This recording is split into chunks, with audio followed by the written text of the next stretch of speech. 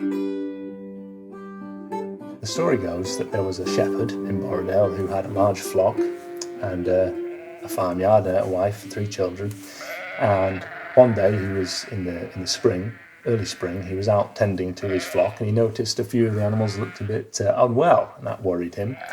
And the next day and the day after that, more and more seemed to be getting sick, and he was concerned for the whole flock. So in a panic, he went to see a wise woman who lived in the village, and she gave him very specific instructions about what to do. And so he went home to carry these instructions out.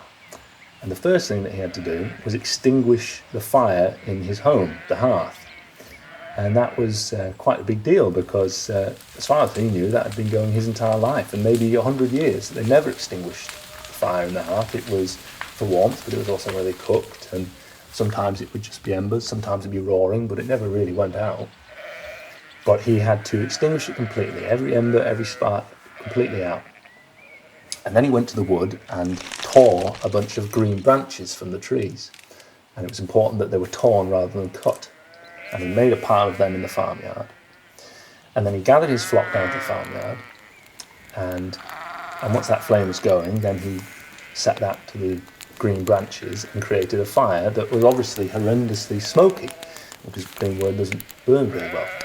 And in all that smoke that filled the farmyard, he had to process all of his animals through the smoke. And obviously they didn't want to, but he pushed them all through in order of seniority, so from the youngest lamb up to the very oldest, and they all passed through the smoke, and everything that he'd done had been in accordance with the instructions of the wise woman. And he was about to extinguish the fire, and he suddenly had a thought that his wife and children had recently been ill as well. And so, on the spur of the moment, he called them out of the house, and he said, "Walk through the smoke." And the wife said, "That's not good for the children." He said, pleaded with her, said, "Please do it." So his wife went through the smoke, was coughing, spluttering. The children went through, and they were coughing, spluttering. But all that being done, then he extinguished the fire, and his mind was at rest. And he went about his farming. And in the days that followed, all his flock recovered and seemed in good health. And for the rest of their days, his wife and children were never ill again.